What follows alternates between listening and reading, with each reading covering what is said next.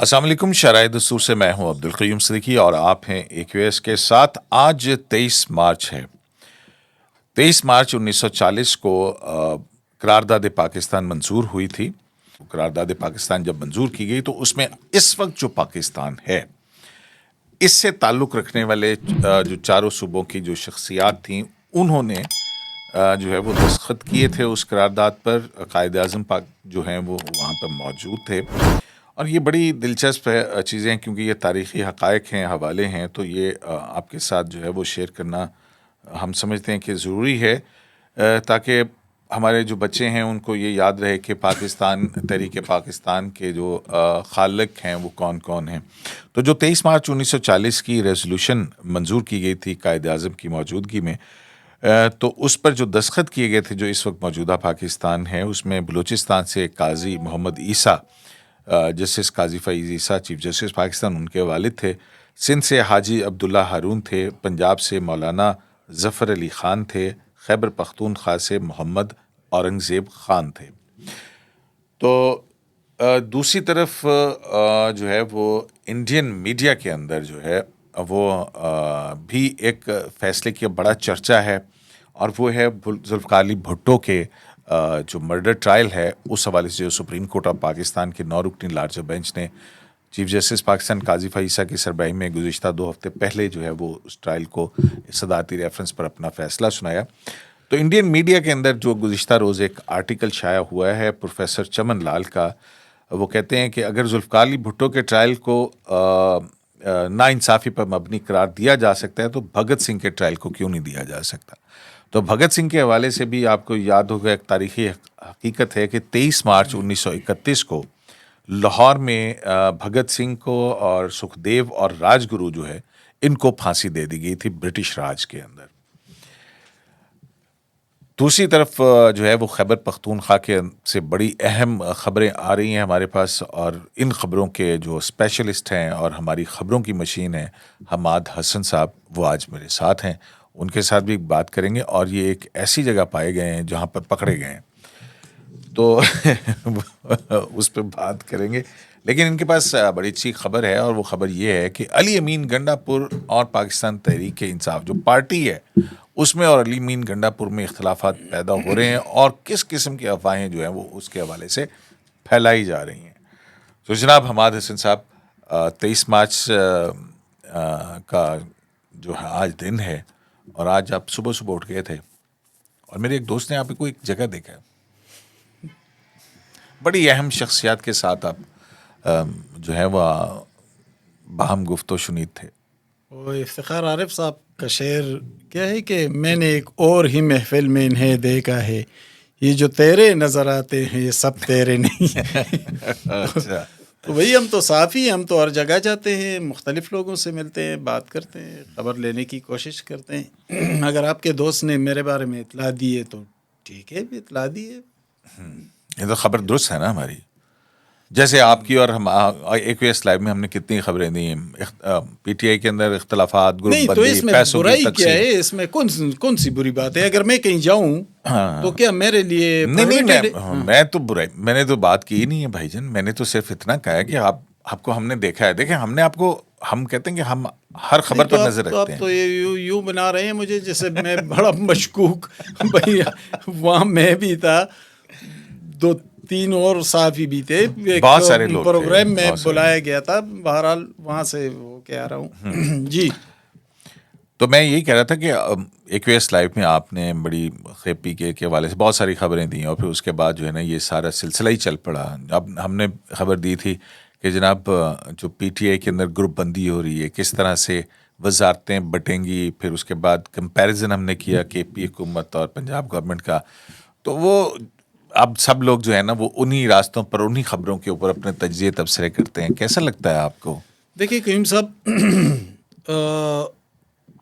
خیبر پختونخوا کے حوالے سے بات کرتے ہیں، لیکن اس سے پہلے آپ نے 23 مارچ کا حوالہ دیا، قاضی محمد عیسیٰ کا حوالہ دیا، تو تھوڑی سی ذوالفقار علی بات بھٹو کے ٹرائل کا حوالہ دیا، آتے ہیں نا اسی طرف، کہ ہم تھوڑی سی بات تو جسٹس محترم چیف جسٹس فیض عیسیٰ صاحب کے حوالے سے بات کر لیں۔ کل پرسوں انہوں نے وہ شوکت عزیز صدیقی صاحب والا فیصلہ بھی دے کل دیا کل. ہاں اس سے پہلے انہوں نے یعنی تسلسل کے ساتھ وہ فیصلے دے رہے ہیں، اور وہ فیصلے جو معمول کے مطابق نہیں، یعنی انہوں نے خلاف معمول فیصلے دینے شروع کیے، بڑے دلیر، بڑے دبنگ، آئین و قانون کو دیکھتے ہوئے، اور انہوں نے 50 سالہ تاریخ کو اکھاڑ کر رکھ دیا ہے. تو ہمارے کچھ دوست قاضی فائز عیسیٰ کے خلاف جب بولتے تھے تو میں ظاہر ہے وہ ریکارڈ پر ہے سب کچھ کہ میں فائز عیسیٰ صاحب کے ساتھ کھڑا تھا، اور یہ آج سے نہیں بلکہ میں اس وقت سے کھڑا تھا جب وہ عدالتی ٹرائل کا سامنا کر رہے تھے اپنی اہلیہ کے ساتھ، اور سپریم کورٹ کا سینئر ترین جج ہوتے ہوئے وہ صبح اپنی اہلیہ کے ساتھ آتے اور عدالتی کٹہرے میں کھڑے ہوتے، اور پھر بندیال اور اعجاز الاحسن اور جسٹس منیب اختر اور یہ لوگ ان کے سامنے وہ آ جاتے، تو وہ ان کے لیے جو صورتحال تھی وہ سب کے سامنے. اور قیوم صاحب اگر آپ کو یاد ہو تو میں نے ان دنوں ایک کالم بھی لکھا تھا، بڑا مشہور ہوتا. جسٹس منیب اختر نے تو اتنی زیادہ بدتمیزی کی ان کی اہلیہ کے ساتھ بدتمیزی کی، تو میں نے ان دنوں بھی ایک کالم لکھا تھا، اس پہ اگلے روز معافی بھی مانگی، جسٹس کھنہ سے جسٹس فائز عیسیٰ تک. یاد ہے آپ کو؟ ہاں بالکل بالکل، 2-3 سال پہلے کی بات ہے، اور انٹرنیشنل میڈیا میں وہ چھپا تھا. تو میں اس وقت بھی جسٹس فائز عیسیٰ کے ساتھ تھا کیونکہ ان کے ساتھ زیادتی ہو رہی تھی، اور وہ اتنی شدید مخالفت کے باوجود، جبکہ ان کی اہلیہ کے ساتھ بدتمیزی تک ہونے لگی تھی، اتنی مخالفت کے باوجود بھی وہ سرخرو ہو کر نکلا، کیونکہ وہ ٹرانسپیرنٹ تھا، وہ شفاف تھا، وہ ایماندار آدمی تھا. وہ کوئی ثاقب نثار کی طرح نہیں تھا کہ ایک بوڑھا پنڈی کا ایک بوڑھا پنشنر آ کر عدالت میں کھڑے ہو کر اس پر رشوت کے الزامات لگا چکا تھا. تو یہ فائز عیسیٰ تھا. اچھا، پھر بعد میں ہمارے کچھ دوست ناراض ہوتے گئے اور فائز عیسیٰ کے خلاف شروع ہوتے گئے. بھائی آپ ان کے خلاف، آپ ان کے کنڈکٹ کو دیکھیں، آپ ان کے فیصلوں کو دیکھیں، چھوڑے نا وہ فلانا پہ مہربان ہے فلانا پہ نہیں، وہ چھوڑے، وہ کسی کی اپنی مرضی ہوتی ہے اور کسی کا اپنا ایک تعلق ہوتا ہے. آپ یہ دیکھیں کہ ان کا کنڈکٹ کیا ہے ایز اے چیف جسٹس. انہوں نے ذوالفقار علی بھٹو کا 45 سال پرانا کیس اٹھا دیا اور ذوالفقار علی بھٹو کو بے گناہ اپنی عدلیہ کو ہی کٹہرے کے اندر کھڑا کر دیا. اپنی ہی یہ وہ ان ججز کا یہاں تک جسٹس کہ انوار الحق والا فیصلہ ادھیڑ کر رکھ دیا. انہوں نے اسٹیبلشمنٹ کو پسپا کر دیا. انہوں نے ذوالفقار علی بھٹو کو بے گناہ قرار دیا. انہوں نے عدلیہ کے اندر ایک انتہائی کرپٹ اور بددیانت، تاریخ کے بلکہ سب سے بڑے کرپٹ جج مظاہر نقوی کو گردن سے پکڑا اور اسے کک دے کر باہر بھی نکال دیا، اور ان کے خلاف سخت جوڈیشل کونسل میں ان کے خلاف بڑے سخت ریمارکس بھی آئے، اور آگے بھی. اور اس ساری چیز کے ساتھ ساتھ آئین اور قانون کے مطابق تمام تقاضے پورے کیے. یہ نہیں ہے کہ کوئی اس کے آئین اور قانون کے فریم میں رہتے ہوئے یہ سب کچھ کرتے رہے. اچھا، انہوں نے وہ فیصلہ اڑا دیا جو مظاہر نقوی نے جسٹس وقار سیٹ والی عدالت کو اڑا دیا تھا. انہوں نے جسٹس شوکت عزیز صدیقی کو بحال کیا. انہوں نے 63A پہ فیصلہ دیا. تو یہ دیکھیں 62(1)(f) جو تاحیات نااہلی والا. ہاں، تاحیات نااہلی والا. اچھا بھائی، آپ ان کی مخالفت کس بنیاد پہ کر رہے ہیں؟ ان کے کنڈکٹ کی بنیاد پر آپ مخالفت کریں تو پھر آئے ہمارے ساتھ بیٹھے اس فورم پہ، آپ بھی بات کر لیں، ہم بھی بات کر لیں.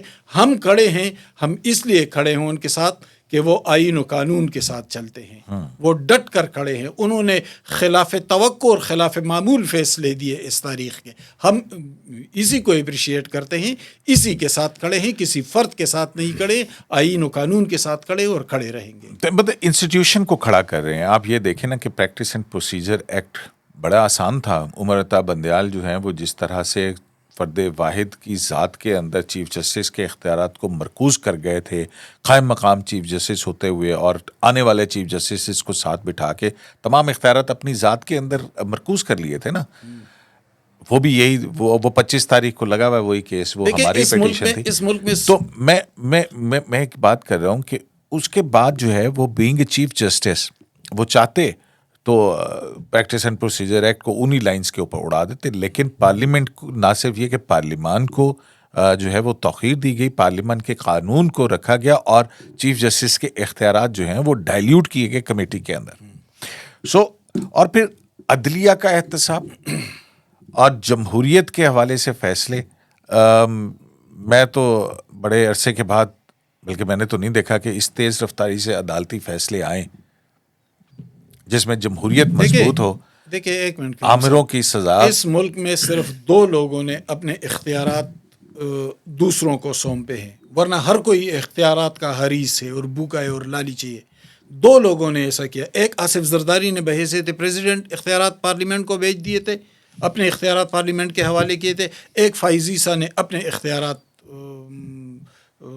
عدلیہ کے حوالے کیے اور گورنمنٹ حکومت کے حوالے کیے تھے. یہ 2 لوگوں نے یہ کام کیا ہے. باقی پوری تاریخ میں آپ کو کوئی دکھائی نہیں دے گا جو اپنے اختیارات سے پیچھے ہٹا ہو اور دوسروں کو اختیارات سونپ دیا. یہ صرف ان 2 لوگوں نے کیا. آگے بڑھیں.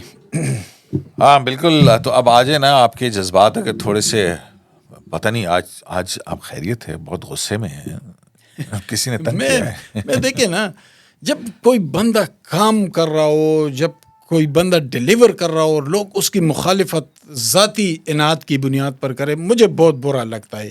میں ہمیشہ اپنے دوستوں کو بھی کھوتا ہوں اس معاملے میں، اپنے یاروں سے لڑائی بھی ہوتی ہے.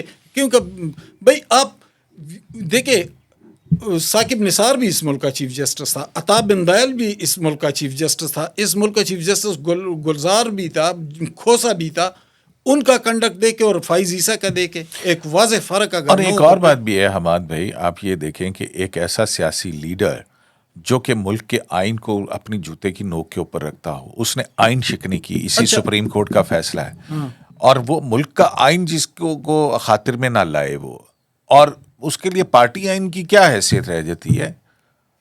مطلب اس کے مقابلے میں جو ہے وہ آپ اگر تو ناانصافی ہو، الیکشن آپ نے خود نہیں کروائے، بلے کا نشان آپ خود، پی ٹی آئی اس کی ذمہ دار ہے اس کو لوز کرنے کی.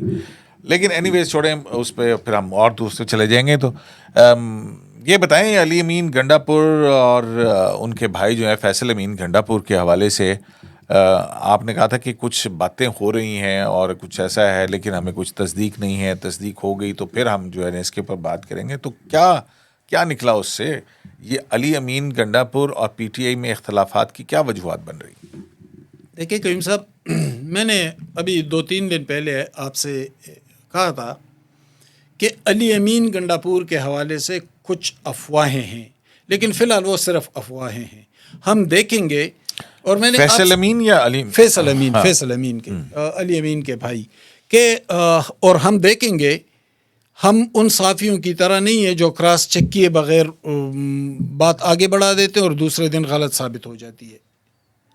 ہم کراس چیک کریں گے، ایک جگہ سے بات سنیں گے، اس کو کئی جگہ کراس چیک کریں گے، انویسٹیگیشن کریں گے، بات کنفرم ہو جائے، خبر کنفرم ہو جائے، ہم تب اس پہ بحث کریں گے.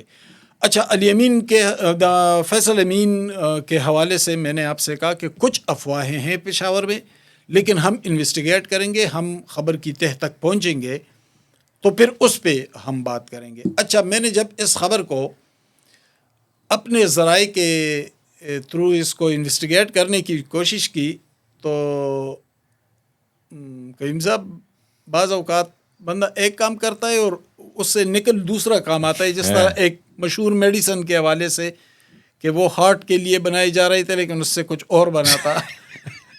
یاد ہے نا آپ کو؟